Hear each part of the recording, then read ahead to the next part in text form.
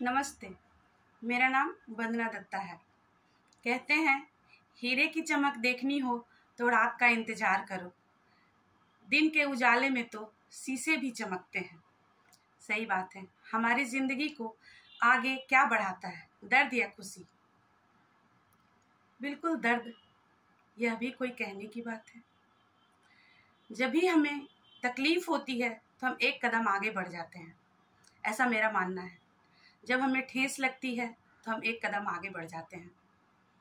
तकलीफ में हम वह चीज़ सोच पाते हैं जो हम खुशी में नहीं सोच पाते हैं। जब हम खुश होते हैं तो वहीं ठहर जाते हैं उस खुशी को एंजॉय करने के लिए। लेकिन जब हमें तकलीफ होती है, जब कोई चीज़ हमें चुभता है, कोई भी बात हमें तकलीफ पहुंचाती है, तो हम उससे लड़ने के लिए आगे बढ़ जाते हैं और हम एक कदम और आगे बढ़ते हैं। जैसे कि कहते हैं किसी को धक्का दो तो वो एक कदम और आगे बढ़ जाता है। उसी तरह जब हमें कोई तकलीफ पहुंचाता है, कोई दर्द होता है, कोई पेन होता है, तो हम और आगे बढ़ते हैं और आगे बढ़ते हैं तो हमारी तरक्की होती है। आगे बढ़ने का मतलब ही है तरक्की, हमारी तरक्की होती है। अब मैं आपको एक छोटी सी अपनी एक कहानी बताती हूँ। मेरी शादी हुई तो मैं 17 साल की थी।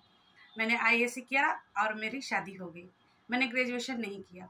अब क्या होता था कि बात बात में कभी भी कोई बात होती थी तो मुझे इस तरह से ट्रीट किया जाता था जैसे कि मुझ में कोई नॉलेज ही नहीं है, मैं ग्रेजुएट नहीं हूँ तो मुझ में कोई नॉलेज नहीं है। ये बात मुझे बहुत चुभती थी और मैं 20 साल के बाद शादी के ग्रेजुएशन कंप्लीट करी, क्योंकि कहीं ना कहीं वह मुझे तकलीफ पहुंचा रहा था।